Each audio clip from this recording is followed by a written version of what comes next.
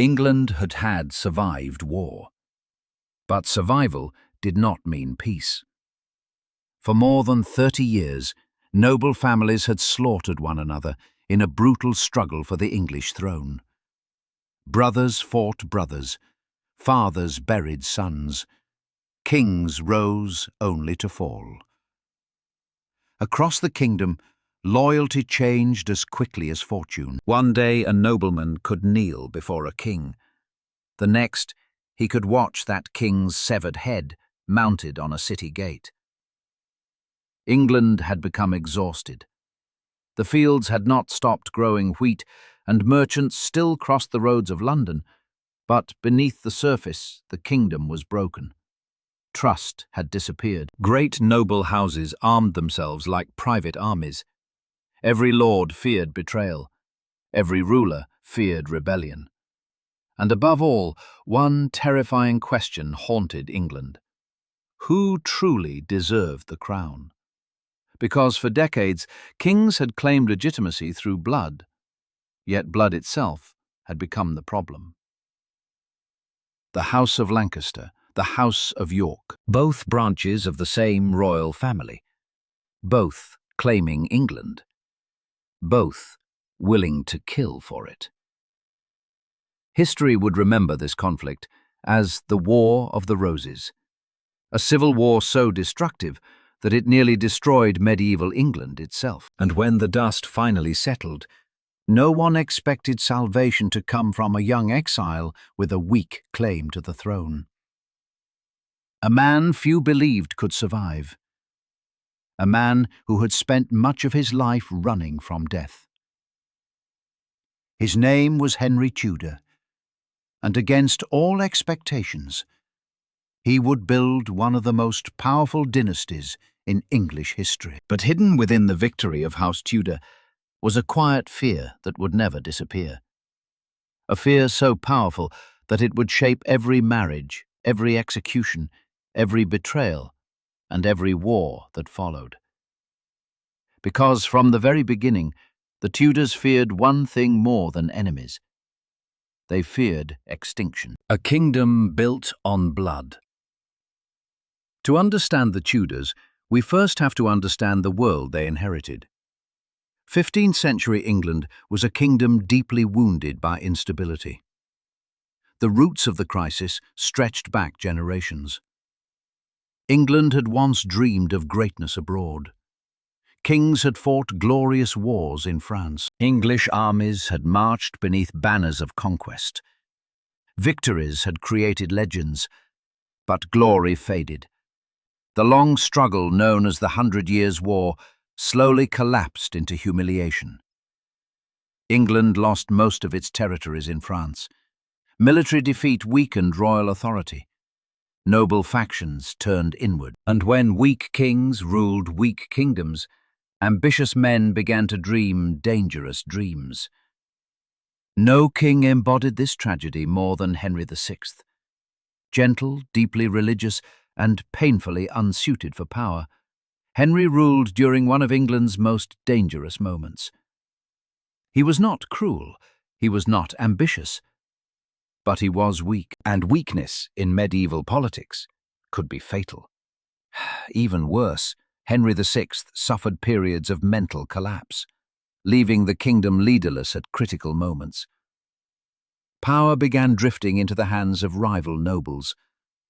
Among them stood one especially dangerous rival, Richard, Duke of York, a powerful nobleman with royal blood and something far more dangerous than ambition, a believable claim to the throne. Soon, politics turned into violence. Violence became war, and England descended into chaos. The conflict would later be romanticized with red and white roses, but in reality, the War of the Roses was neither beautiful nor noble. It was fear. Fear of losing power. Fear of annihilation. Fear that if one side won, the other side would not merely lose, they would be erased. Noble families disappeared. Lands were confiscated. Executions became common. Loyalty shifted constantly. No alliance lasted forever. No victory guaranteed survival. And over time, the crown itself began to feel cursed. Kings rose and vanished with terrifying speed. In 1461, the Yorkist claimant Edward IV seized the throne. Strong, charismatic, and militarily gifted, Edward brought temporary stability. For a moment, England seemed ready to heal. But peace in medieval England rarely lasted. When Edward died unexpectedly in 1483, the kingdom once again plunged into uncertainty. His heir, Edward V, was only a boy, and in times of weakness, power invites predators. The young king and his brother were placed inside the Tower of London. Officially, it was for protection. Unofficially, everyone understood the danger. Soon after, the boys disappeared. No public explanation, no farewell, no confirmed burial, only silence. History would remember them as the princes in the tower. Most believed they had been murdered, and suspicion quickly turned toward the man who had taken power next, Richard III. To some, Richard was a capable ruler, unfairly demonized by enemies. To others, he was a ruthless usurper who killed children for a crown. But in politics, truth often matters less than perception. And Richard faced a devastating problem. Too many people no longer trusted him. England was exhausted. Nobles feared more bloodshed. Merchants wanted stability. Families wanted peace. The country desperately needed someone who could end the cycle. Yet there was one problem. No obvious savior existed, or so it seemed. Across the English Channel, living in uneasy exile, there was one final claimant. A young man from a fragile family line, a man with almost no military experience, little money, few loyal followers, and a claim to the throne so weak that many considered it laughable. Henry Tudor. At first glance, he looked hopeless. His bloodline came through an illegitimate branch of the Lancaster family. By traditional standards, his claim barely mattered. Even Henry himself had once seemed more likely to die in exile than wear a crown. Yet history often turns on people no one expects. And Henry possessed something England desperately needed: patience. He watched. He learned. And while powerful men destroyed themselves fighting over England, Henry waited, because survival had already taught him an important lesson. Kings who rushed often died. The careful ones lived longer. Meanwhile, dissatisfaction with Richard III quietly spread. Former allies became uncertain. Whispers of rebellion grew louder. Noblemen began searching for alternatives, and slowly, almost unbelievably, hope started gathering around the exile nobody had taken seriously. Henry Tudor promised something radical. Not conquest, not revenge. Peace. Even more importantly, he offered reconciliation, a chance to unite Lancaster and York, to end decades of bloodshed, to stop England from destroying itself. It sounded impossible. But by 1485, impossible ideas were exactly what England needed. That summer, Henry sailed towards England. He did not arrive as a glorious conqueror. He arrived as a gamble. Everything rested on a single battle, one chance, one army, one moment that would decide the future of England forever. The battlefield was called Bosworth, and before the sun had set, the fate of medieval England would change forever. Because somewhere in the dust and steel of Bosworth Field, the age of civil war was ending, and the age of the Tudors was about to begin. Bosworth did not give Henry Tudor peace. It gave him a crown surrounded by enemies. When Richard III fell on the battlefield in 1485, England had not suddenly become united. The bloodshed had stopped for a moment, but the wounds of civil war were still open. Many nobles had supported Henry only because they hated Richard. Others followed him because they believed he was useful. Few truly loved him, and Henry knew it. He had won the throne, but he had not yet made the throne safe. That was the first lesson of Tudor rule. Victory was not enough. Survival was everything.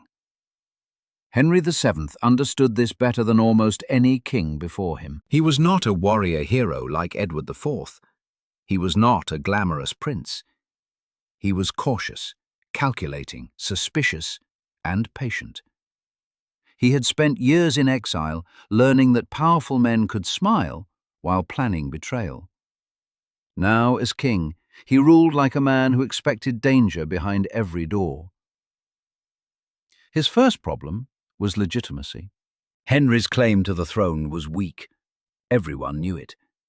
His royal blood came through the Lancastrian line, but not in a way that made him an obvious king. If England had been peaceful, he might never have had a chance. So Henry did something brilliant. He turned weakness into symbolism. He married Elizabeth of York. She was the daughter of Edward IV, sister of the missing princes in the Tower, and a living symbol of the Yorkist cause. By marrying her, Henry joined the Red Rose of Lancaster with the White Rose of York. The Tudor Rose was born, a symbol of unity, a symbol of peace, a symbol that told England, the war is over. But symbols do not stop swords. Henry still had enemies. Yorkist loyalists remained dangerous. Pretenders appeared, claiming to be lost princes or rightful heirs. Rebellions threatened the throne. Every rumour mattered, because every rumour could become an army. So Henry built a new kind of kingship, not based on battlefield glory, based on control. He watched the nobility carefully. He limited the power of great lords. He used bonds, fines, legal pressure, and financial punishment to keep powerful families obedient. A nobleman who grew too rich became dangerous. A nobleman with private soldiers became a threat. Henry did not need to kill every enemy. He made rebellion expensive. He made disloyalty terrifying.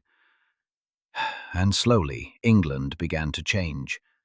The great private armies of noble houses weakened, royal authority strengthened. Money flowed into the crown. The king became harder to challenge. But this stability came at a price. People feared Henry more than they loved him. That was acceptable to him. Love was unreliable. Fear could be managed. Yet Henry VII was not only a cold political machine, he was also a father. And like every founder of a dynasty, his deepest hope was not merely to rule, but to ensure that his family would rule after him. That meant heirs. A dynasty without heirs was just a pause between wars. Henry and Elizabeth had children. Their eldest son, Arthur, was the great hope of the Tudor future. He was named after the legendary King Arthur, a deliberate choice filled with myth and ambition. Henry wanted England to believe that the Tudors were not temporary survivors. They were destiny. Arthur was prepared to become king. And to strengthen England's position in Europe, Henry arranged a marriage between Arthur and Catherine of Aragon, the daughter of Spain's powerful Catholic monarchs Ferdinand and Isabella. This marriage was more than romance. It was diplomacy. Spain was one of the rising powers of Europe. To marry into that family meant international recognition. It told the world that the Tudors were legitimate, not rebels, not accidents, kings. For Henry VII, It was a triumph. His son would inherit the throne. His dynasty would be accepted by Europe. England would never again fall into civil war. For a brief moment, the future looked secure. Then, disaster came. Arthur died. He was only 15. With his death, Henry VII's carefully built future collapsed in an instant. The Tudor dynasty had survived rebellion, conspiracy, and war, but it could not escape mortality. Now everything depended on the second son, Henry. The spare became the heir. Young Henry was everything his father was not. Where Henry VII was cautious, Henry VIII was energetic. Where the father was suspicious, the son was confident. Where the father counted coins and watched enemies, the son dreamed of glory, tournaments, war, music, love, and fame. The old king had built the Tudor dynasty through fear and calculation. The young prince seemed destined to cover it in gold. But beneath the excitement, one question remained. Could this new heir protect the dynasty? Henry VII never fully escaped anxiety. In his final years, he became increasingly severe, increasingly obsessed with money, security, and control. He had won England, but he lived like a man who knew how easily everything could be lost. And perhaps he was right, because the Tudor crown was still young, too young to feel permanent, too recent to be sacred, too dependent on one fragile line of succession. When Henry VII died in 1509, he left his son a peaceful kingdom, a rich treasury, and a secure throne. At least, that was how it appeared. England celebrated. The old, cautious king was gone. A young, magnificent ruler had arrived. Henry VIII was handsome, athletic, educated, and adored. To the people, he looked like the king England had been waiting for, a golden prince, a warrior, a lover, a symbol of renewal. But the tragedy of the Tudors was already waiting inside that golden image. Because Henry VIII inherited more than a kingdom. He inherited his father's fear. The fear that the dynasty could vanish. The fear that England could fall back into civil war. The fear that without a male heir, everything his family had built would collapse into blood again. At first, that fear was quiet, hidden beneath music, festivals, jousts, and royal splendor. But it would grow, and once it took hold of Henry VIII's mind, it would transform him. The prince England loved would become the king England feared. When Henry VIII became king in 1509, England did not see danger. It saw hope. He was young, handsome, tall, athletic, and full of life.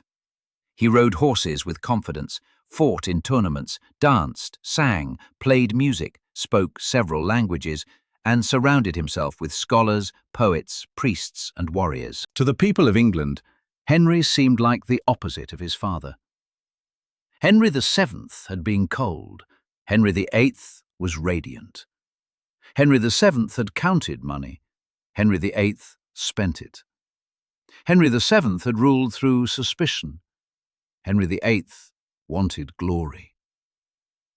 And for a brief, dazzling moment, England believed it had entered a golden age. The young king married Catherine of Aragon, the widow of his older brother Arthur. She was intelligent, dignified, deeply religious, and politically experienced. More importantly, she came from one of the most powerful royal families in Europe. Together, Henry and Catherine looked like the perfect royal couple. A young king, a noble queen, a peaceful kingdom, a dynasty ready to flourish. But royal marriages were never only about love. They were about blood, and blood meant heirs. At first, Henry loved Catherine. He respected her, He trusted her. When he went to war in France, Catherine governed England in his absence. She proved herself capable, loyal, and strong. Then came one of her greatest moments. While Henry was away, Scotland invaded England. Catherine helped direct the English response, and the Scots were defeated at the Battle of Flodden in 1513. The Scottish king, James IV, was killed. It was a stunning victory. For a moment, Catherine was not merely queen, she was protector of the realm. Henry had every reason to admire her. Yet admiration could not solve the central problem of Tudor monarchy. Catherine's pregnancies ended in tragedy. Children were stillborn, infants died. Hope rose and collapsed again. Only one child survived, a daughter, Mary. To a modern world, this might seem enough, but to Henry VIII and to the political world around him, it was dangerous. England had recently survived civil war. The memory of dynastic collapse was still fresh. A disputed succession could tear the kingdom apart again. Many believed a woman ruling alone would invite faction, rebellion, or foreign domination. Henry needed a son, not because he lacked affection for Mary, but because he feared history. He feared that without a male heir, the Tudor dynasty would be seen as fragile. He feared that noble families would begin calculating. He feared that after his death, England would return to blood. At first, the fear remained hidden behind celebration. Henry threw himself into kingship as performance. He wanted to be remembered as a great Renaissance prince. He built palaces, supported artists, collected beautiful things, and staged magnificent tournaments. He dreamed of military victories that would rival the heroes of the past. But Henry's greatness depended on appearance. He needed to look powerful. He needed to look chosen. He needed to look blessed by God. And a king without a son did not look blessed. Over time, the absence of a male heir became more than a political problem. It became a spiritual wound. Henry began to wonder whether his marriage itself had been cursed. Catherine had first been married to Arthur, Henry's brother. Although Catherine insisted that her marriage to Arthur had never been consummated, Henry's mind returned again and again to the same fear. Had he violated divine law by marrying his brother's widow? Was God punishing him by denying him sons? This question would slowly poison his marriage. But before it destroyed England's religious order, another force entered Henry's life. Anne Boleyn. She was not like Catherine. Catherine was royal, steady, traditional. Anne was sharp, ambitious, stylish, and dangerous. She had spent time at the French court and brought with her a different kind of sophistication. She was not simply beautiful, she was witty. She understood attention. She understood power. She knew how to refuse, and that refusal changed everything. Henry was used to being obeyed. Anne did not obey easily. She would not simply become his mistress. If Henry wanted her, he would have to offer more, much more. At first, Henry's desire for Anne seemed personal, romantic, passionate. But in Tudor politics, desire could become policy, and policy could become revolution. Anne represented possibility, youth, fertility, a new beginning. Where Catherine reminded Henry of failure, Anne promised a son, a future, a dynasty secured. The king convinced himself that his marriage to Catherine was invalid. He asked the Pope for an annulment. In another time, with another pope, perhaps the request might have been granted quietly. But Europe was not simple. Catherine of Aragon was the aunt of Charles V, the powerful Holy Roman Emperor. The Pope was politically vulnerable. Granting Henry's request would anger one of the most powerful men in Christendom. So the Pope delayed, and delayed, and delayed. For Henry, delay became humiliation. He was the King of England, yet his future depended on permission from Rome. His dynasty depended on a foreign religious authority. His conscience, his marriage, his heir, and his kingdom all seemed trapped in the hands of another power. This was the moment Henry VIII began to change. The Golden Prince, who had loved music and tournaments, started becoming something harder, more impatient, more ruthless, more convinced that anyone who blocked him was not merely disagreeing with him, but threatening England itself. The issue was no longer just Catherine, no longer just Anne, no longer just a son. It was sovereignty. Who held ultimate power in England?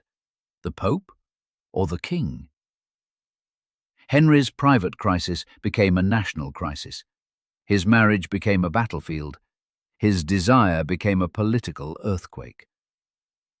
And Anne Boleyn stood at the center of it all. To some, she was the woman who bewitched a king. To others, she was a reform-minded queen who helped change England forever. To her enemies, she was arrogance made flesh. But whatever one believed about Anne, one thing was undeniable. After her arrival, nothing in England would remain the same.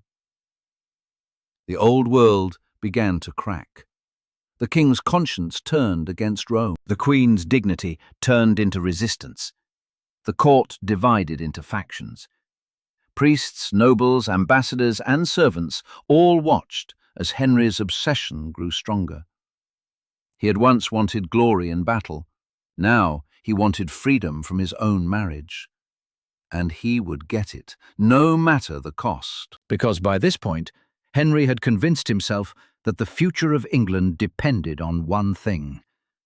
Anne Boleyn must become queen, and Catherine of Aragon must be removed. What began as a royal love affair was about to become the greatest religious rupture in English history. The Golden Prince was fading.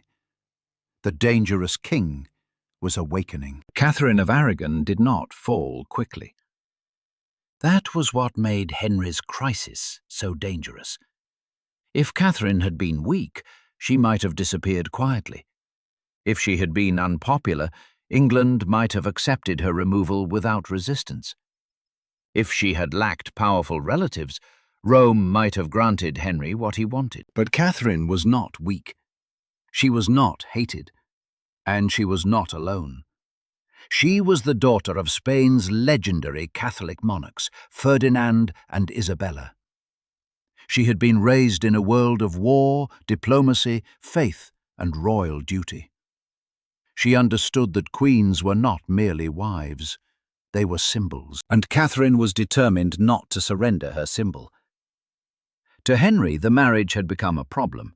To Catherine, it was sacred. She had been his loyal wife for nearly 20 years. She had endured failed pregnancies, grief, political pressure, and public disappointment. She had stood beside him when he was young and beloved. She had ruled England competently when he was away. She had given him a daughter.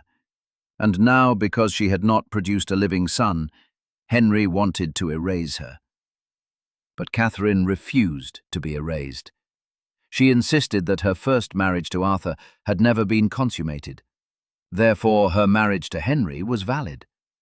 She was his true wife. Mary was legitimate, and no court on earth had the right to take that from her. This made Henry's problem far more than emotional. It became legal, it became theological, it became international. The king wanted an annulment. But an annulment was not a divorce. Henry was not asking the church to end a valid marriage. He was asking the church to declare that the marriage had never truly existed. For Catherine, this was unbearable. If the marriage had never existed, then she had never truly been queen. Mary would become illegitimate. Her entire life in England would be rewritten as a mistake. So she fought. Quietly at first, then publicly. At the Legatine Court at Blackfriars in 1529, Catherine made one of the most powerful gestures of her life. In front of churchmen, courtiers, and the king himself, she knelt before Henry and appealed directly to him. She reminded him of her loyalty, her virginity when they married, her years of obedience, her suffering, her honor. Then she rose and walked out. It was not just a personal moment. It was political theatre. And it worked. Many people admired Catherine's dignity. Ordinary English subjects sympathized with her. To them, she looked like a faithful queen abandoned by a restless king. Henry might have power, but Catherine had moral authority. And moral authority was dangerous, because Henry's entire case depended on convincing people that he was acting from conscience, not lust, not impatience, not obsession. Conscience. But Anne Boleyn made that difficult. Anne's presence at court was impossible to ignore. Everyone understood that Henry wanted her. Everyone understood that the future of Catherine depended on Anne's rise. And the more Henry insisted that his actions were spiritual, the more his enemies whispered that the king was driven by desire. Anne herself was in a precarious position. She had gained Henry's attention, but attention was not security. She had refused to become merely another royal mistress. That refusal gave her power, but it also gave her enemies. Every day Catherine remained queen was a day Anne remained vulnerable. She needed Henry to act. Henry needed Rome to agree. Rome refused. Years passed. The delay humiliated him. Henry VIII had always imagined kingship as glory. Now he discovered that a king could be trapped by paperwork, theology, diplomacy, and foreign politics. He could command armies, but not the Pope. He could dominate his court, but not Europe. The frustration changed him. The king who had once sought approval now began to seek supremacy. If Rome would not give him justice, Henry would redefine justice. If the Pope would not release him, Henry would attack the Pope's authority. If the old system stood in his way, Henry would break the system. This was the beginning of England's break with Rome. But revolutions rarely begin by announcing themselves. They begin with arguments, legal opinions, parliamentary acts, pressure on clergy, carefully chosen words. Henry and his advisers began building a case that English kings had ancient authority within their own realm.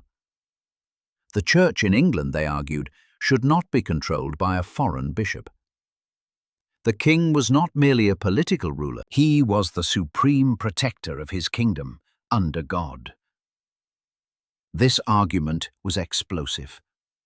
For centuries, England had belonged to the wider Catholic world. The Pope had spiritual authority. The rituals of worship, the calendar of saints, the monasteries, the priests, the confessionals, the rhythms of daily life, all were tied to the universal church. Henry's personal crisis threatened to tear open the spiritual fabric of the kingdom, and many people knew it. Some supported reform. Some resented clerical privilege. Some believed Rome had too much influence. Others were drawn to new religious ideas spreading across Europe. But many remained deeply traditional. For them, Henry's actions looked terrifying.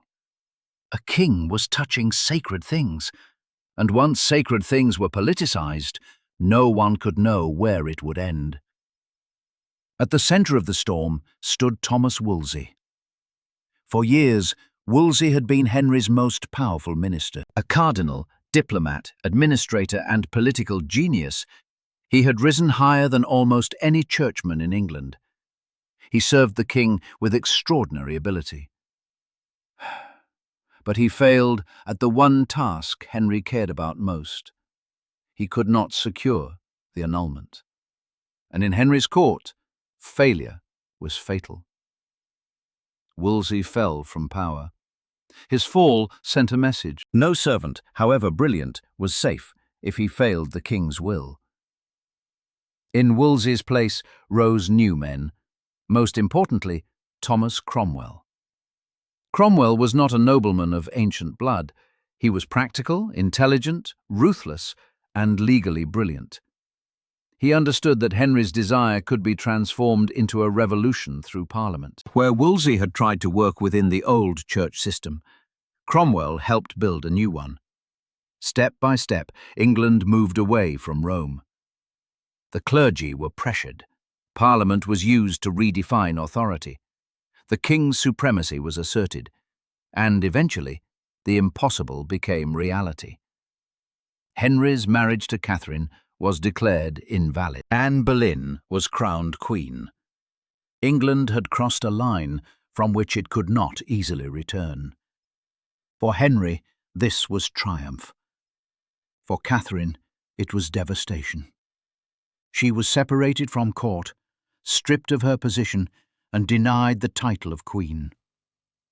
She was now called Princess Dowager, as if she had only ever been Arthur's widow. She was kept away from her daughter, Mary. Mother and daughter were punished because they refused to accept the lie that their bond had been illegitimate. Yet Catherine never surrendered. Until her death, she maintained that she was Henry's true wife and England's rightful queen. Her resistance mattered because it revealed something Henry could not control. He could change laws, he could command bishops, he could pressure Parliament, he could crown Anne. But he could not force Catherine to believe, and he could not force the entire kingdom to forget. Meanwhile, Anne Boleyn entered the throne under impossible expectations. She had to do what Catherine had failed to do. She had to give Henry a son. Not eventually, soon.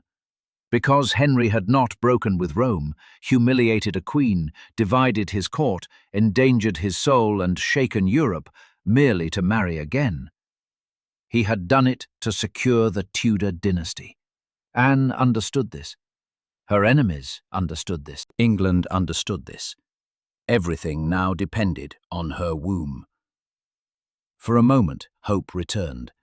Anne became pregnant. Henry waited. The court waited. The kingdom waited. If the child was a boy, Henry would be vindicated. The break with Rome would seem blessed. Anne's rise would seem justified. The Tudor future would be secure. But in September 1533, Anne gave birth. The child was healthy. The child survived. But the child was not a son. It was a daughter, Elizabeth. No one knew it then, but this baby girl would one day become one of the most famous monarchs in English history. But to Henry VIII at that moment, she was not destiny. She was disappointment. And disappointment in the Tudor court could become deadly. Anne had risen higher than any woman in England, but she stood on a narrow ledge. Below her waited enemies, suspicion, and the king's growing impatience. Catherine had been difficult to remove because she had dignity, age, royal blood, and international support. Anne had none of Catherine's protection. Her power depended almost entirely on Henry's desire. And desire, like politics, could change. The queen Henry had risked everything to marry was about to discover the cruelest truth of Tudor power.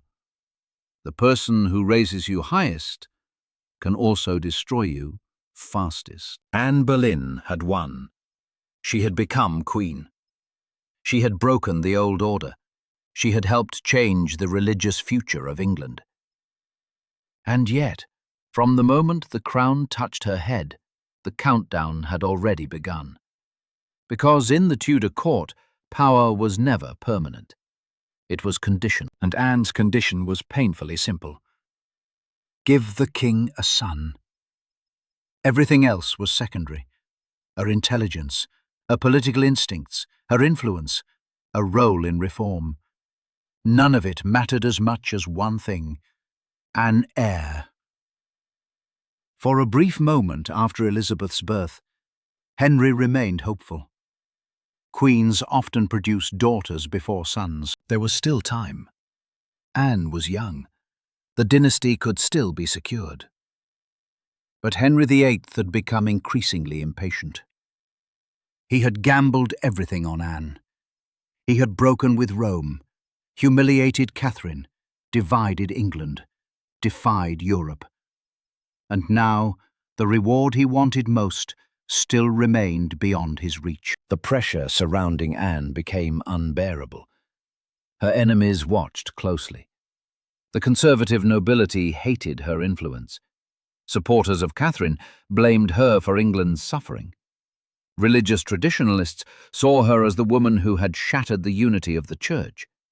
Foreign powers treated her with suspicion. And within court politics, failure attracted predators. Every miscarriage weakened Anne. Every month without a son increased danger. Because Henry's love had never truly been unconditional, it had been tied to hope. Hope for continuity, hope for dynasty, hope for immortality through blood. Then came tragedy. In 1536, Anne suffered a miscarriage. Worse still, the child was reportedly male. To Henry VIII, this felt catastrophic. If Anne could not provide a healthy son, then what had all the destruction been for?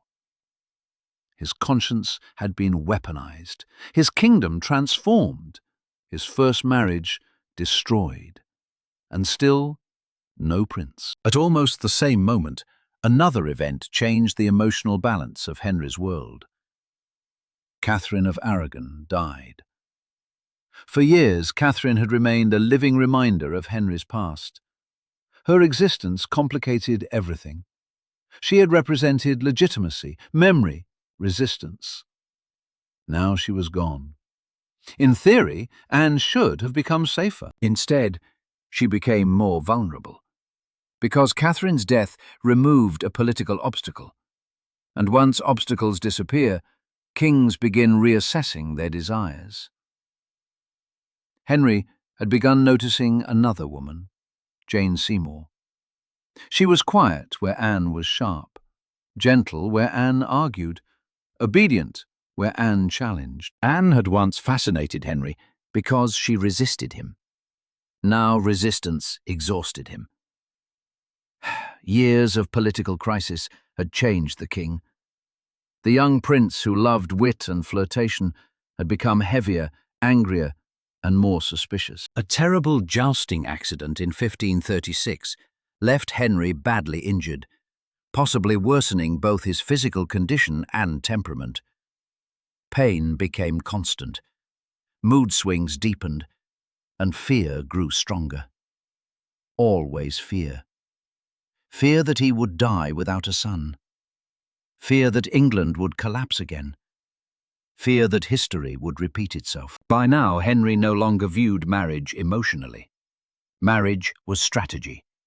Queenship was utility. If Anne had failed her function, perhaps another woman would succeed.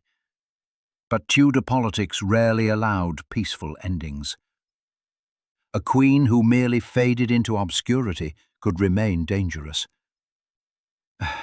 Anne still had supporters, still had influence, still had enemies. And in Henry's England, inconvenient people often became guilty people.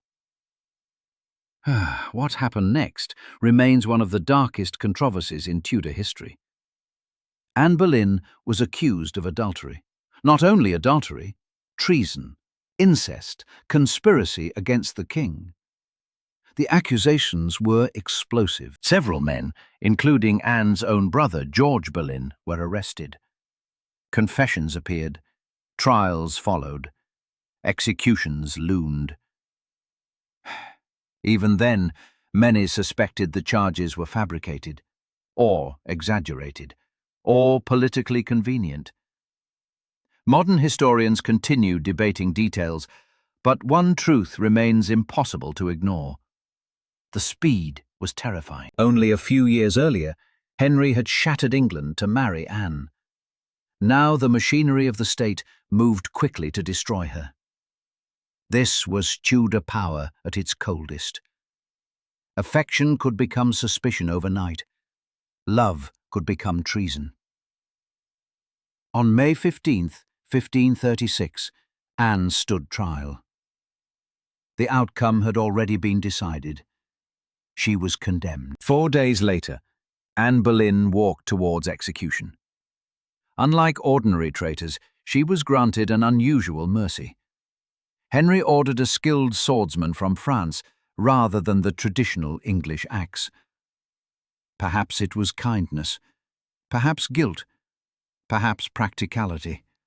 No one can truly know. Witnesses described Anne as composed, intelligent, controlled, even at the edge of death. She did not openly attack Henry. She did not beg. She prayed. Then the sword fell. And the Queen, who had once stood at the centre of England's greatest political revolution, was gone. She was likely around 30 years old. Her daughter Elizabeth was not yet 3. The child was declared illegitimate, cast aside, forgotten by many. No one imagined that little girl would someday surpass every Tudor ruler before her. But in 1536, Anne's death looked like failure. The revolution had consumed one of its architects. Yet what mattered most to Henry was not grief. It was succession. Shockingly fast, he moved on. Only days after Anne's execution, Henry married Jane Seymour.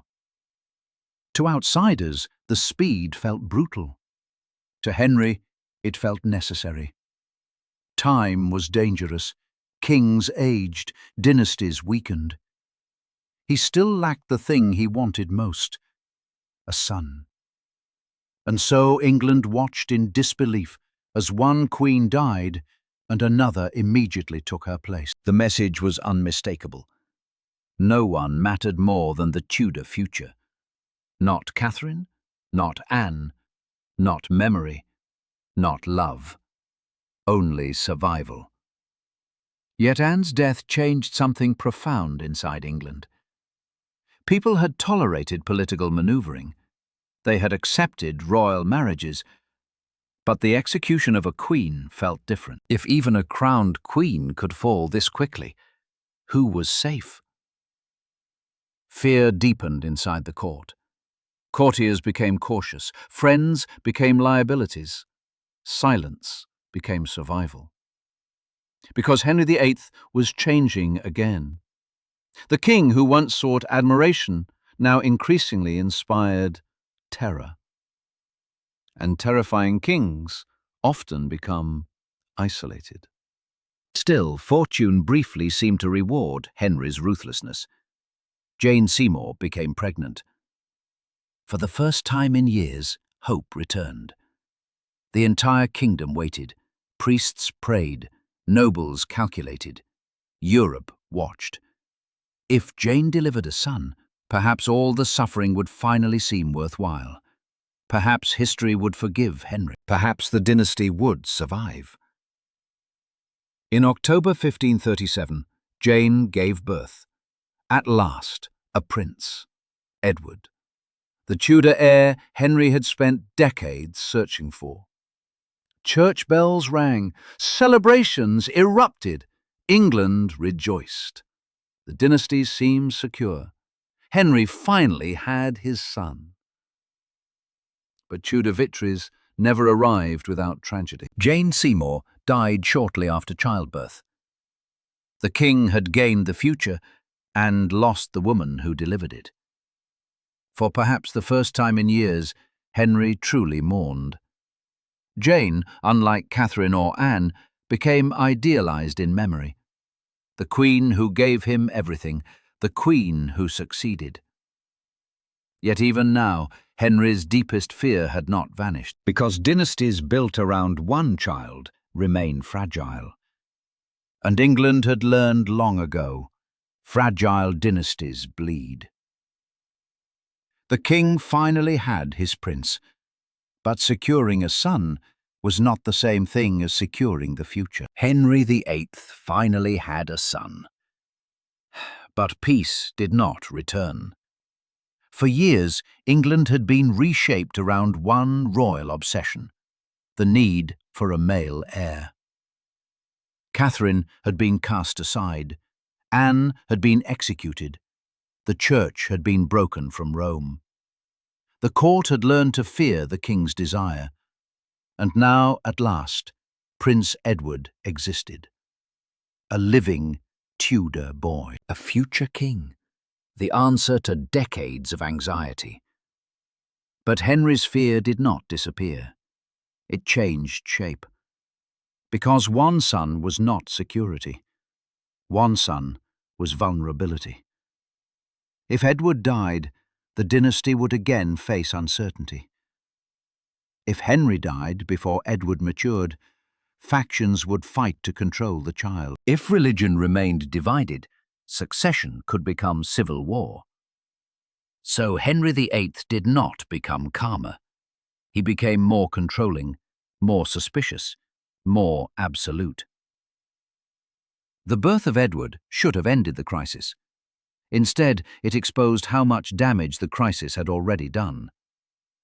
England was no longer the country Henry had inherited. The old Catholic unity had cracked. The monasteries, once among the richest and most powerful institutions in the kingdom, came under attack. Through the dissolution of the monasteries, Henry's government seized vast religious wealth, closed abbeys, removed monks and nuns, and transferred land into royal and noble hands. This was not only religious reform, it was a revolution of property. Ancient institutions vanished. Sacred spaces were stripped. Communities lost centers of charity, education, hospitality, and local identity. The crown grew richer. New landowners grew loyal. But many ordinary people saw destruction. To them, the king was not purifying religion. He was tearing apart the spiritual landscape of England. And when people feel that sacred things are being stolen, obedience becomes fragile. In 1536, rebellion erupted in the north. It became known as the Pilgrimage of Grace. Tens of thousands rose in protest. They carried religious banners. They demanded restoration of the monasteries. They wanted corrupt advisors removed. They claimed loyalty to the king, but resistance to the policies done in his name. For Henry, this distinction meant little. Rebellion was rebellion. The uprising terrified the government. It revealed that beneath the surface, England was not united. Many still loved the old faith. Many resented the king's reforms. Many feared the pace of change. Henry negotiated, promised mercy, waited, then punished. Leaders were executed. The message was clear. The king might listen, but he would not forgive resistance. From this point forward, fear became one of the defining atmospheres of Henry's reign. Not only fear of foreign enemies, fear inside England, fear inside the court, fear inside families. Religion itself became dangerous. To support the Pope was treason. To deny the king's supremacy was treason. To speak carelessly could be fatal. Men who had served Henry faithfully discovered that service offered no permanent protection. Thomas More, once one of the most respected minds in Europe, refused to accept Henry's supremacy over the Church. He could not betray his conscience. For that, he was executed. Bishop John Fisher also refused. He too was executed. These deaths shocked Europe. Henry had not only broken from Rome, he had killed men known for learning, piety, and integrity because they would not bend. The king's will had become law, and the law had become a weapon. Yet Henry was not finished marrying. Jane Seymour's death left him without a queen. Edward existed, but Henry wanted more sons. Dynastic logic demanded backups. One prince was a candle in the wind. Thomas Cromwell, now one of the most powerful men in England, arranged a marriage with Anne of Cleves, a German princess connected to Protestant allies. On paper it made sense. In person it failed. Henry disliked Anne almost immediately. Whether because of appearance, personality, wounded pride, or political inconvenience, the marriage collapsed quickly. Henry wanted out.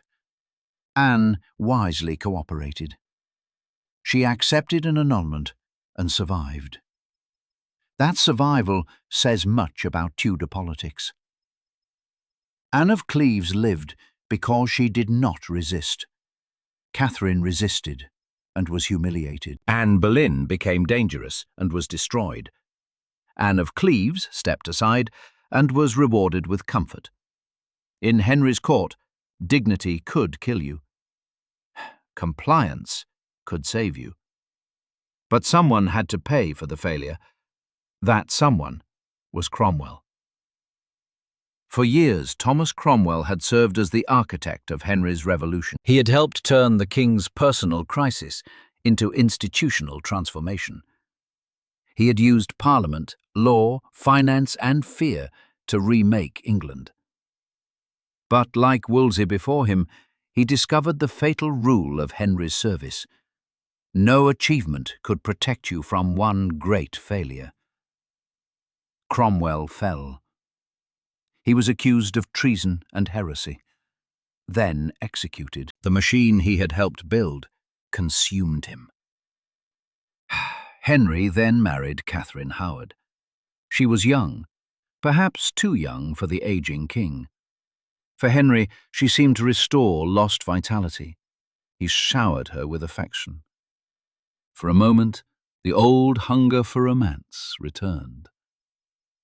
But Catherine Howard had a past, and possibly a present. When accusations of sexual misconduct emerged, Henry reacted not merely as a betrayed husband, but as a humiliated king.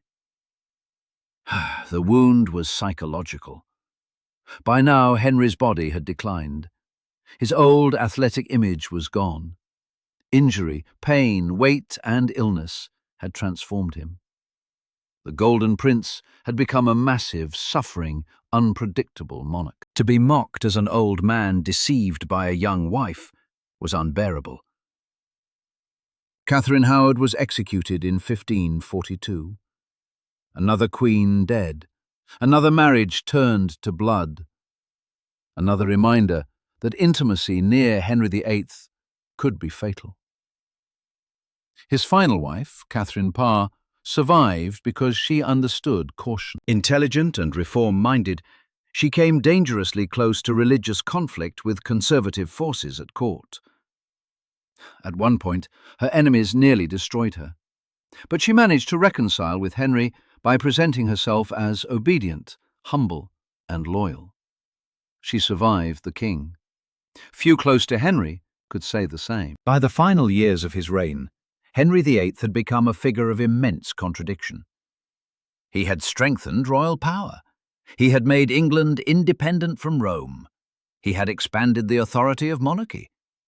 He had secured a male heir. But he had also left the kingdom spiritually divided, politically fearful, financially strained, and emotionally scarred. The cost of Tudor survival had been enormous. Queens discarded, ministers executed, monasteries destroyed, rebels hanged. Old loyalties broken, new fears created. And still, the future remained uncertain. Because Edward was only a child. Mary had been declared illegitimate, then partially restored. Elizabeth had also been declared illegitimate, then partially restored. The succession was a legal maze built from Henry's marriages, annulments, punishments, and reversals. He had spent his life trying to prevent chaos. Yet he left behind the ingredients for chaos. When Henry VIII died in 1547, England did not know whether to mourn fear or breathe again. The giant was gone. The king who had broken Rome, broken queens, broken ministers, and broken the old religious order, had finally been defeated by time. But his shadow remained everywhere. In the laws, in the churches, in the empty monasteries, in the frightened court, in the children he left behind. Edward, Mary, Elizabeth. 3 heirs, 3 different futures.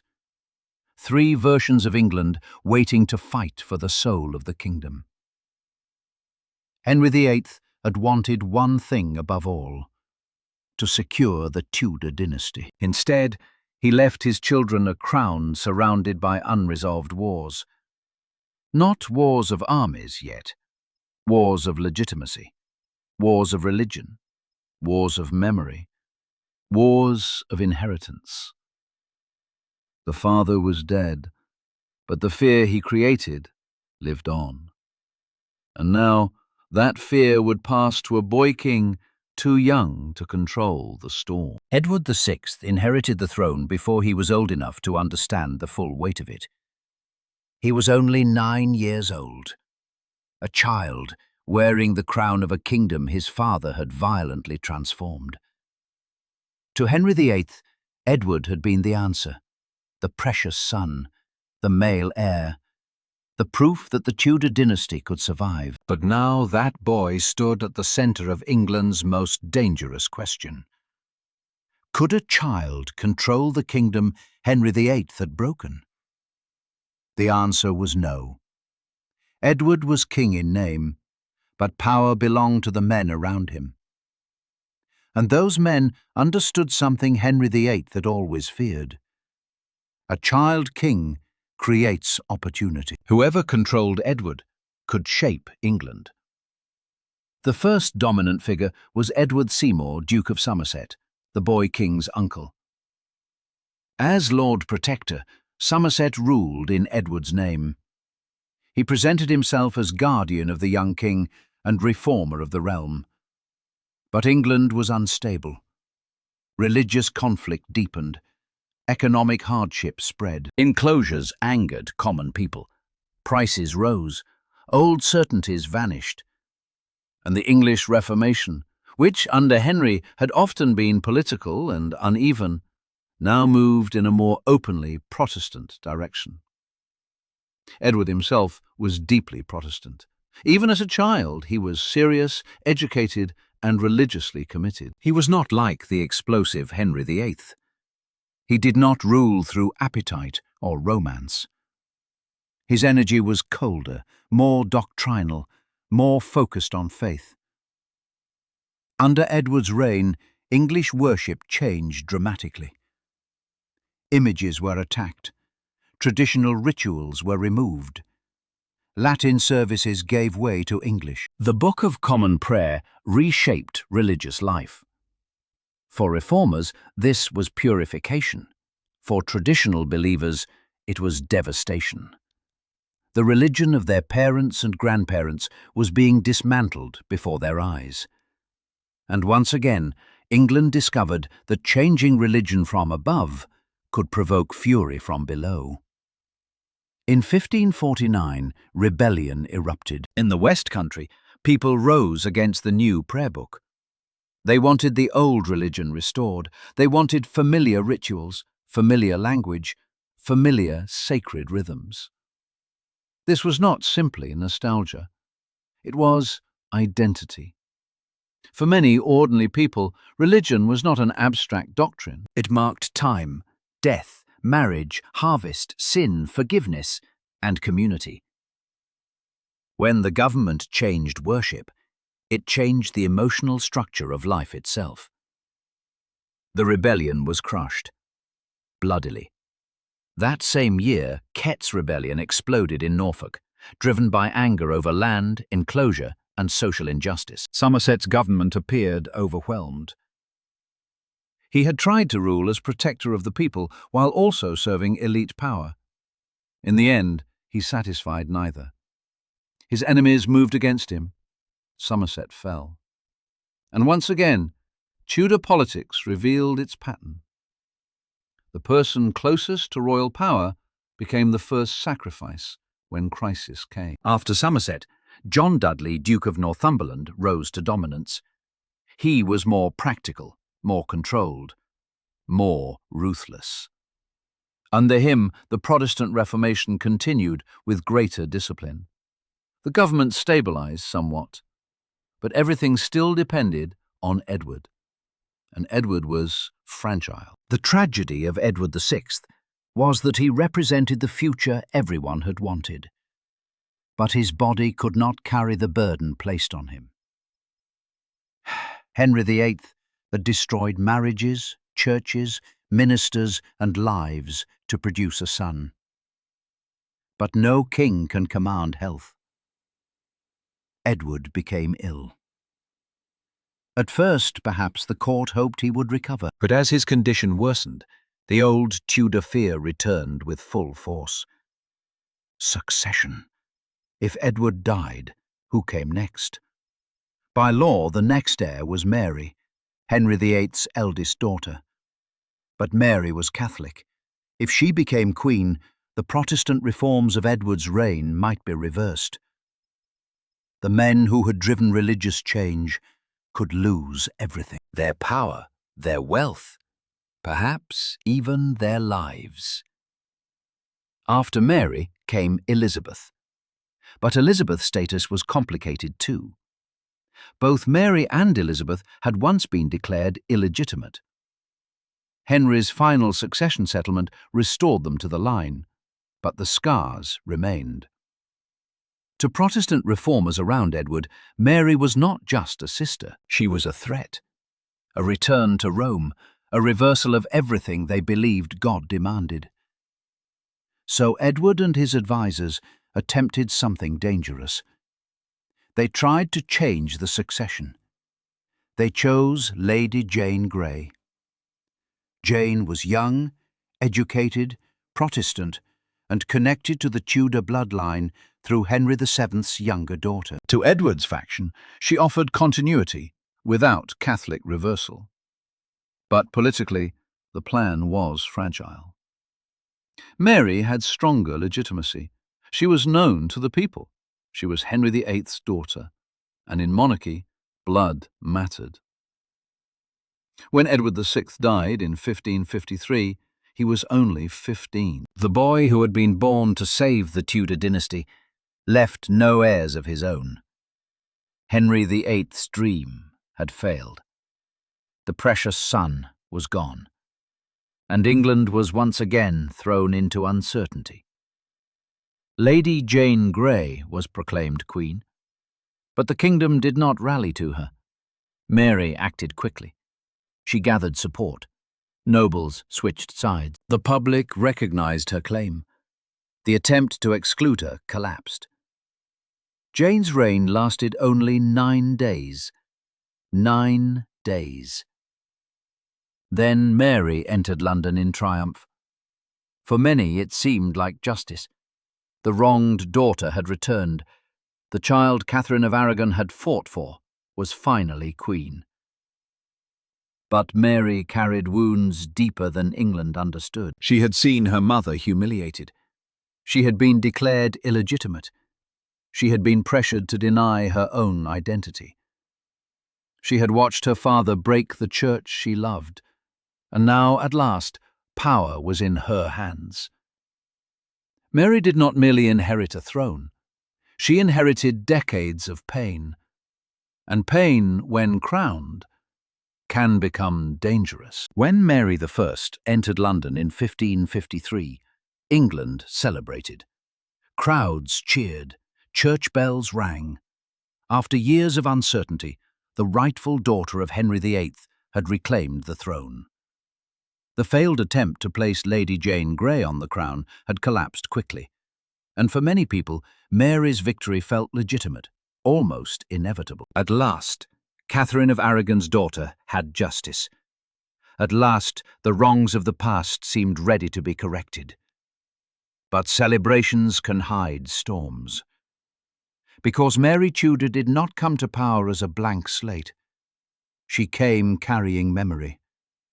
And memory can shape rulers as powerfully as ambition.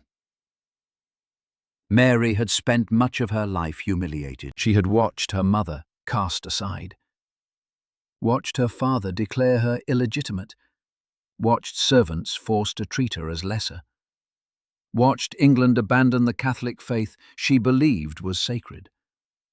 And through it all, she endured, quietly, painfully, faithfully. Now, after decades of suffering, she finally possessed what had once seemed impossible: authority.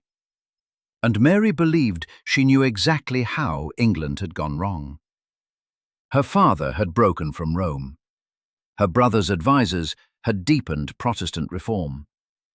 The kingdom had drifted away from what she believed was truth.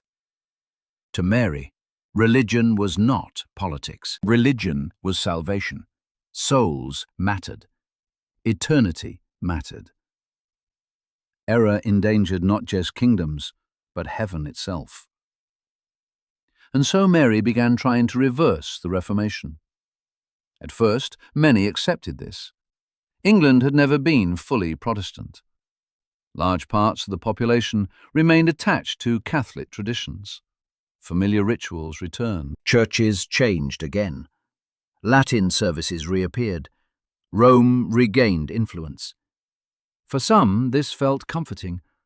For others, terrifying. Because religion in Tudor England was never only spiritual. Religion determined loyalty, identity, power, property. If Catholicism returned completely, what would happen to those who had benefited from reform? What about nobles who had taken monastery lands? What about Protestant clergy? What about the political future of the kingdom? Fear spread. And fear intensified when Mary made another controversial decision. She chose to marry. Her husband would be Philip of Spain, son of the powerful Emperor Charles V. On paper, it strengthened England internationally, but politically it was explosive. Many English subjects feared foreign influence. They feared England becoming subordinate to Spain. They feared outsiders shaping English politics. Worst of all, many feared that Mary's marriage would produce a Catholic heir, locking Protestantism out of England's future. Resistance emerged quickly. In 1554, Wyatt's rebellion erupted. Its leaders opposed the Spanish marriage and feared Catholic domination. The rebellion moved dangerously close to London. Mary faced the first major crisis of her reign. And here, unexpectedly, she showed courage. Rather than flee, she confronted the moment directly. Speaking publicly, she appealed to loyalty, legitimacy, and national unity. Her speech worked. Support rallied. The rebellion failed. But failure brought punishment. Lady Jane Grey, who had remained alive after her brief 9-day reign, now became too dangerous to spare. She was executed. Only a teenager. A girl pushed into kingship by powerful men. Another Tudor tragedy. Another life consumed by succession politics. Still, Mary pressed forward.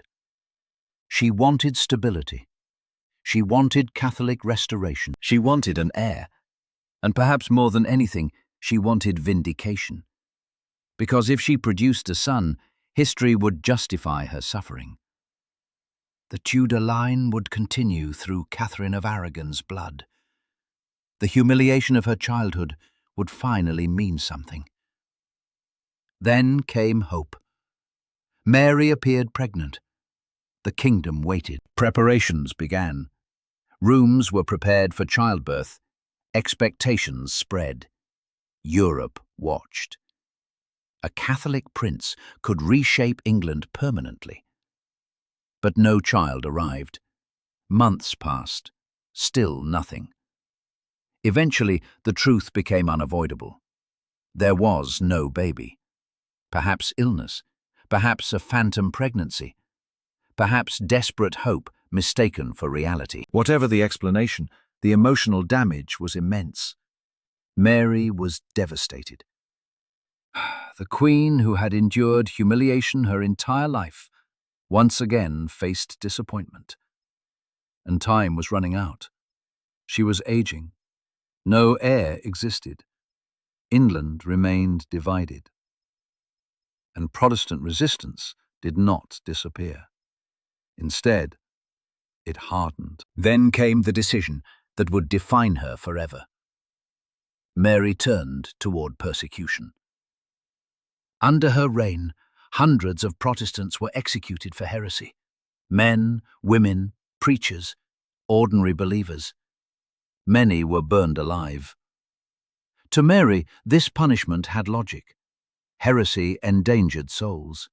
False religion threatened eternal salvation. If punishment brought repentance, suffering could be justified. But political logic and moral memory are not always aligned. The executions horrified many people, especially because they were public, visible, slow, painful. Stories spread. Witnesses remembered flames, families remembered screams, and Protestant writers ensured England would never forget. One figure mattered more than anyone else in shaping Mary's legacy: John Foxe. His book, Foxe's Book of Martyrs, transformed Protestant victims into heroes and Mary into a villain of religious cruelty. The nickname emerged, Bloody Mary. History simplified her. Cruel queen, fanatic, failure. Yet reality was more complicated. Mary was not monstrous in her own mind. She believed she was saving England, saving souls, correcting catastrophic mistakes. She had watched her father tear apart faith, watched her brother's government dismantle religion. To Mary, restoration was duty. Punishment was tragic necessity. But rulers are remembered not only for intentions. They are remembered for consequences. And the consequences damaged her deeply. Public support weakened. Religious division intensified. The burnings created Protestant martyrs. Fear replaced trust. Then came another humiliation. Philip spent much of his time away from England. The marriage never became emotionally secure. Mary longed for companionship, partnership, perhaps love. Instead, absence defined much of the relationship. Worse still, England became dragged into conflict with France through Spanish alliances. The result was disastrous. England lost Calais, its final territory on mainland France. For centuries, Calais had symbolized English prestige abroad. Now it was gone. Mary reportedly declared that when she died, the word Calais would be found engraved upon her heart. Loss upon loss. No heir, religious division, public resentment, political disappointment, and always the memory of what should have been. By 1558, Mary was dying. Illness weakened her. Hope faded, and with no children, the future became unavoidable. The crown would pass to someone Mary deeply distrusted, her younger half-sister, the daughter of Anne Boleyn, Elizabeth. Everything Mary had tried to reverse now stood waiting outside the door. When she died in November 1558, her reign ended in exhaustion. For Catholics, it was tragedy. For Protestants, relief. For England, uncertainty again. The daughter of Catherine had failed to secure the future.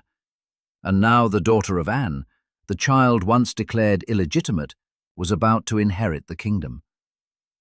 No one yet understood what Elizabeth Tudor would become, only that she had survived. And in Tudor England, survival often mattered more than innocence. Elizabeth I inherited a kingdom that had learned to fear queens.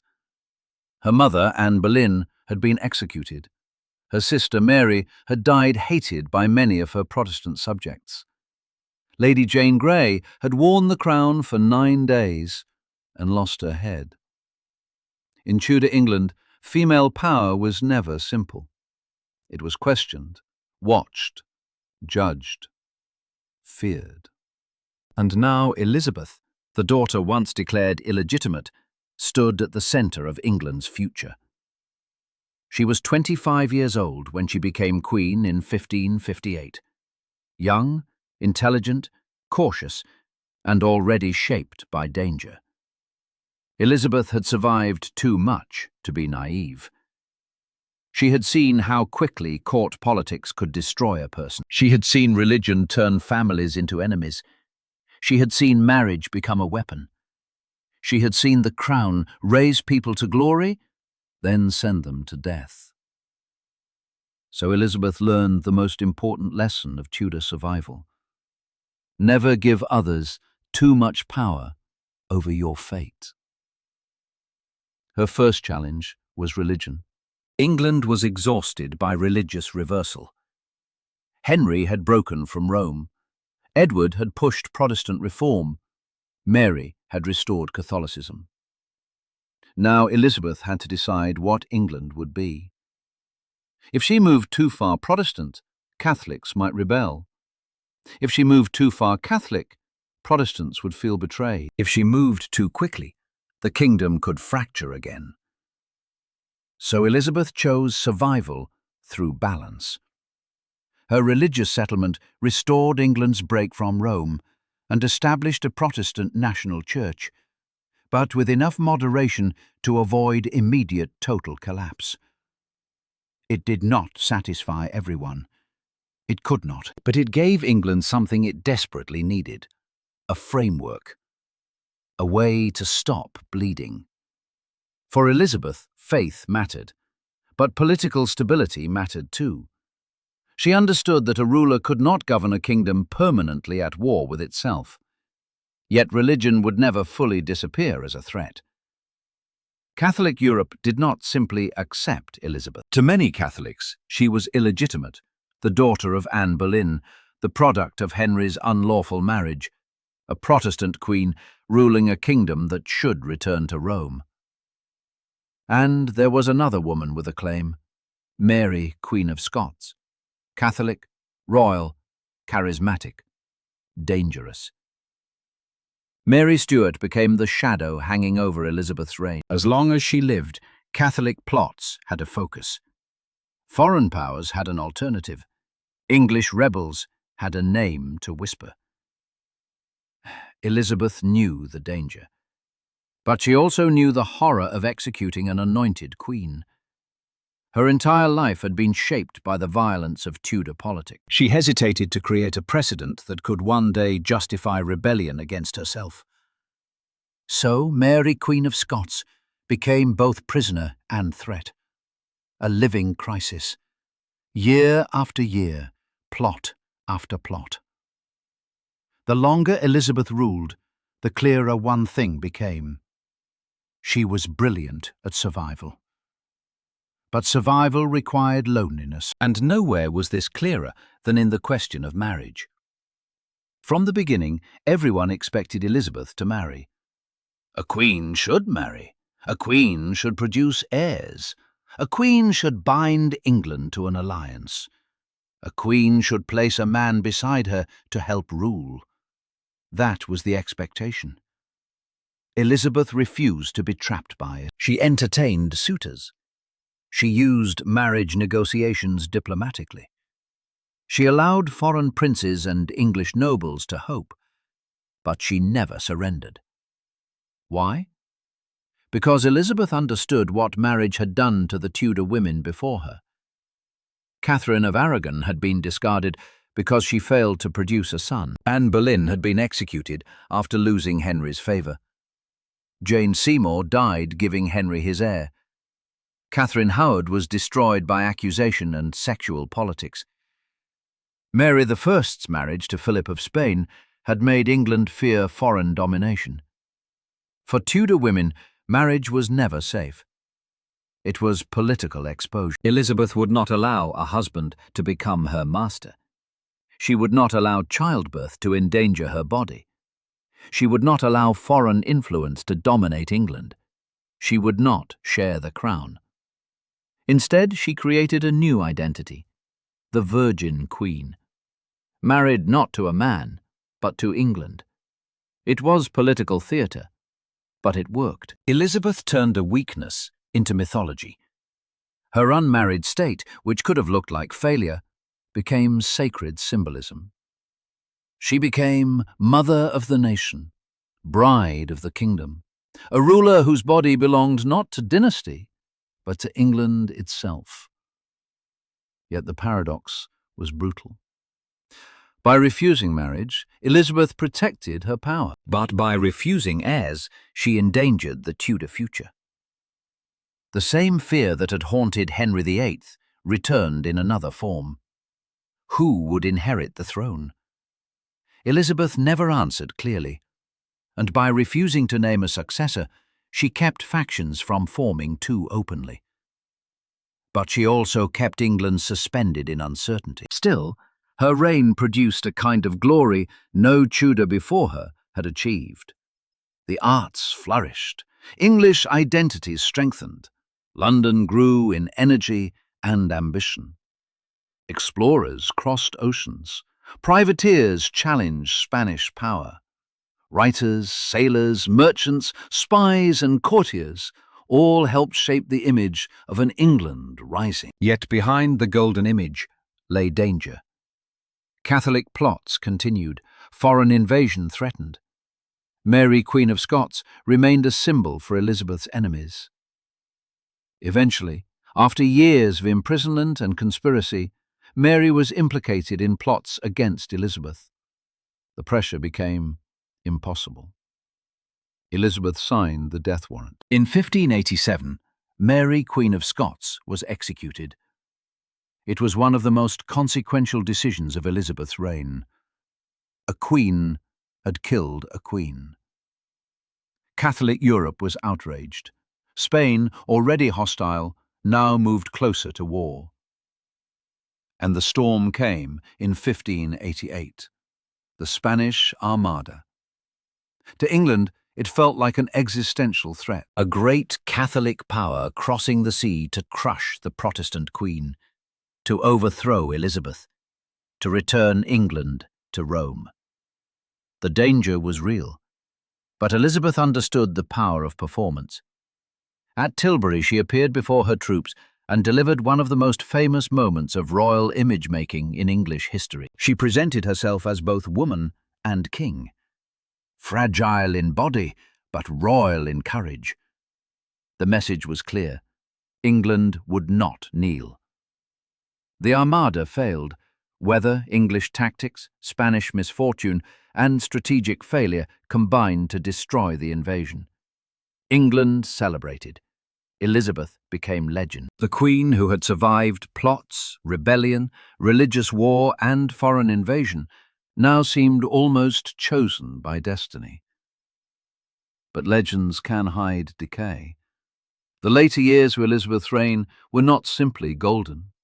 They were anxious. War with Spain dragged on. Costs rose. Ireland burned in rebellion.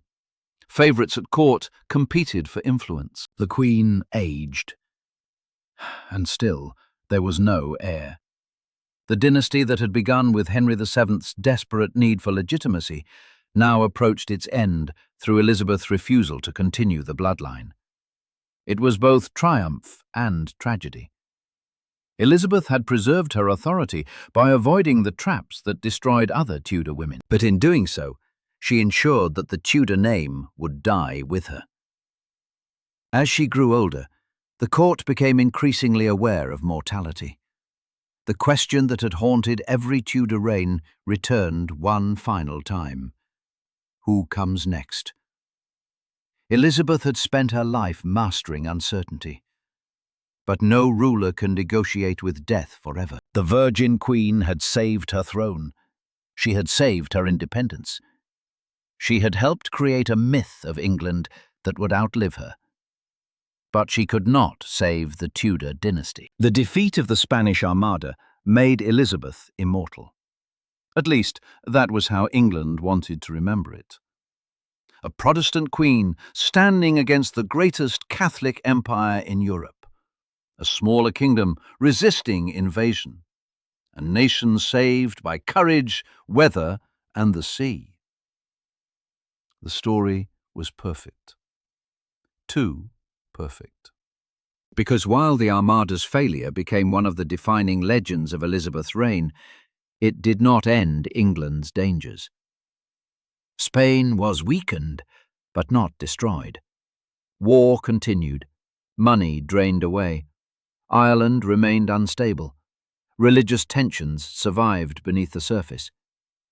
And Elizabeth, once the young queen of possibility, was growing old. The longer she ruled, the more she became both symbol and prisoner of her own image.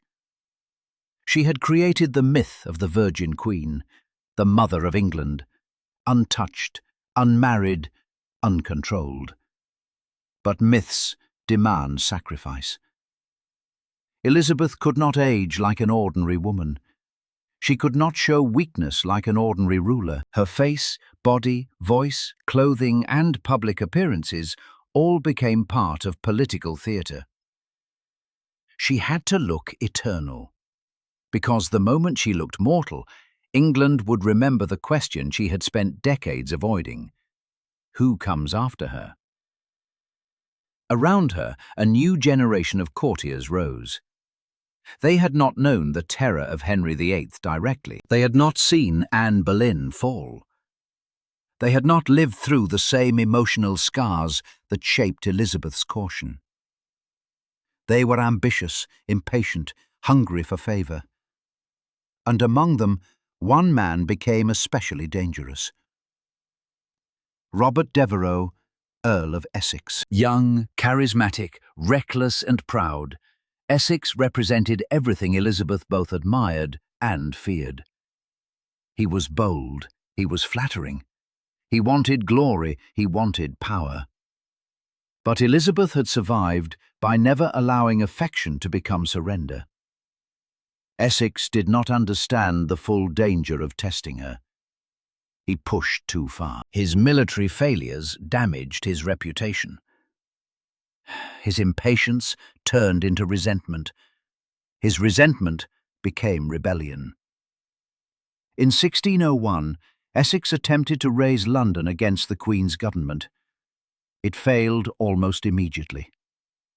The rebellion was pathetic compared to the great crises of earlier Tudor history. But symbolically, it mattered. Even at the end of her reign, even after decades of survival, Elizabeth was still vulnerable to betrayal from those closest to her. Essex was executed. The Queen had once again chosen survival over sentiment. But the cost was visible. Elizabeth was tired. The old Tudor pattern had returned. Love and loyalty were never safe near power. The court became quieter. The Queen withdrew more often. Friends died. Old counsellors disappeared. The world of her youth vanished. And still, she refused to publicly name an heir. Yet everyone knew where the future was moving. North, to Scotland, to James VI, son of Mary, Queen of Scots. This was the final Tudor irony. Elizabeth had executed Mary Stuart to protect her throne. But Mary's son would inherit England after all. The bloodline Elizabeth feared would replace hers became the solution to the succession crisis. Not Tudor blood alone, Stuart blood. The dynasty that had fought so desperately to secure itself would end by handing the crown to another house. By 1603, Elizabeth was dying. The Queen, who had survived rebellion, religious war, foreign invasion, assassination plots, and court betrayal, could no longer outmaneuver time. She had ruled for 44 years, long enough to become legend, long enough for many subjects to know no other monarch, long enough for England to imagine itself through her image. But no reign lasts forever. As death approached, the silence around the succession finally broke. James of Scotland was prepared to inherit. The transition was handled carefully. There would be no War of the Roses, no battlefield like Bosworth, no rival armies tearing England apart. In that sense, Elizabeth succeeded. She ended the Tudor dynasty without plunging England into immediate civil war. But emotionally, the ending was lonely. The Tudors had begun with Henry VII, the exile who married Elizabeth of York to heal a broken kingdom. They had risen through calculation, charisma, terror, faith, and myth. They had transformed England's monarchy, broken from Rome, created a national church, expanded royal authority, produced some of the most unforgettable rulers in European history. And then they vanished. No Tudor child took the throne, no son of Elizabeth continued the line. No direct heir carried the name forward. The family that had feared extinction from the beginning finally met it. Elizabeth died on March 24th, 1603. With her, the Tudor dynasty ended. But its consequences did not. Henry VIII's break with Rome continued to shape English identity. Mary's persecutions continued to haunt Protestant memory. Elizabeth's image became a national myth, and the question of monarchy, religion, and power would continue into the Stuart age. The Tudors were gone, but the England they created remained. Not peaceful, not simple, not healed, but changed forever. When Elizabeth died in 1603, England did not collapse. And perhaps that was the greatest Tudor achievement of all. For over a century, the dynasty had lived in fear of exactly this moment. The fear that haunted Henry VII, the fear that consumed Henry VIII, the fear that shaped every marriage, every execution, every succession crisis. What happens when the bloodline ends? For decades, the answer had seemed terrifying. Civil war, competing claimants, foreign intervention, noble factions. Another England drowning in blood like the War of the Roses. But when Elizabeth finally died, none of that happened. The transition to James VI of Scotland, now James I of England, was remarkably peaceful. No army marched on London. No rival king declared war. No battlefield decided the future. The Tudor story ended not with violence, but with exhaustion. Yet peaceful endings can hide deeper ironies, because the Tudors had spent generations trying to preserve themselves. Henry VII built the dynasty through caution. Henry VIII tore apart religion for a son. Mary tried to restore Catholic legitimacy. Elizabeth sacrificed marriage itself to protect her authority. And in the end, none of it preserved the Tudor line. The dynasty survived war, but not biology. It survived rebellion, but not inheritance. It survived enemies, but not time. The great Tudor paradox had finally completed itself. The family that feared extinction more than anything had been extinguished. What the Tudors actually changed. Yet dynasties are remembered for more than survival. The Tudors disappeared, but Tudor England did not. Before Henry VII, England had been unstable, weakened by aristocratic violence and dynastic war. Great noble houses often rivaled the crown itself. Kings depended on dangerous alliances. The Tudors changed that. Royal authority grew stronger. The monarchy became more centralized. The crown became harder to challenge. No longer merely the first among nobles, the king or queen increasingly became the center of political life. Henry VIII transformed religion forever. Before him, England had been deeply tied to Rome. After him, England belonged to a separate religious future. Even when Catholicism briefly returned under Mary, the break could not fully be undone. Elizabeth completed something lasting. A Protestant England with its own political and religious identity. That identity would shape centuries of conflict, empire, and national myth. The Tudors also transformed culture. Under Elizabeth, literature flourished, theatre expanded, trade widened, naval ambition grew. The idea of England itself began evolving into something more confident, more outward-looking, more self-aware. Not yet an empire, but moving toward one. The Tudor period became remembered as a turning point between medieval and early modern England. One foot in castles, knights, dynastic fear, the other stepping toward global ambition. But none of this came cheaply. The human cost of survival. The Tudors ruled through anxiety, especially succession anxiety, and fear leaves damage behind. Catherine of Aragon lost her marriage, title, and daughter. Anne Boleyn lost her life. Jane Seymour died, giving Henry the son he wanted. Catherine Howard lost her head. Mary lost her reputation. Elizabeth lost intimacy. Even Henry VIII, perhaps the most powerful Tudor of all, never escaped fear. He got the son he wanted, yet still died uncertain. Still died surrounded by fragile arrangements. Still died unable to guarantee what came next. And perhaps that is what makes the Tudors feel strangely modern, because beneath crowns and ceremonies, their story was deeply human.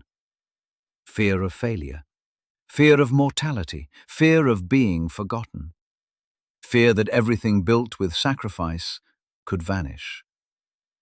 The Tudors had power, but power never made them safe. The great Tudor irony. If one sentence defines the dynasty, perhaps it is this: the Tudors saved England from civil war, while spending generations terrified of causing another one. Henry VII ended chaos. Henry VIII feared chaos so deeply he shattered his kingdom trying to avoid it. Edward inherited instability. Mary tried to heal England through religion and deepened division. Elizabeth avoided marriage to preserve control, only to end the bloodline herself. Again and again, the dynasty tried to escape fear. Again and again, fear shaped destiny. And yet, despite everything, the Tudors succeeded. Not in surviving, but in transforming England. By the time Elizabeth died, the country was stronger than the one Henry VII inherited. More centralized, more politically unified, more internationally ambitious, and more conscious of itself as a nation. The dynasty vanished. Its impact remained. Final reflection. In many ways, the Tudors ruled like people haunted.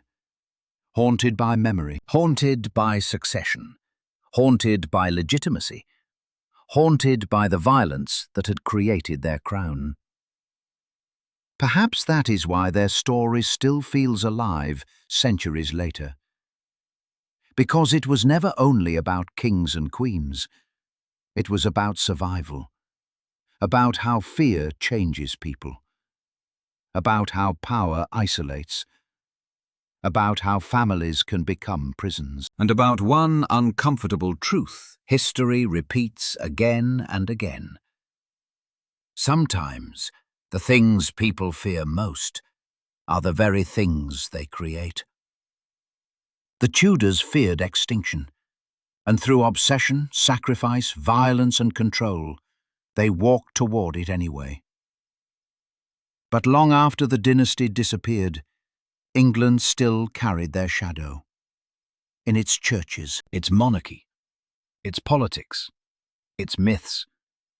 And somewhere beneath all of it remained the memory of a family that ruled through glory, blood, faith, fear, and never stopped wondering who would inherit the throne.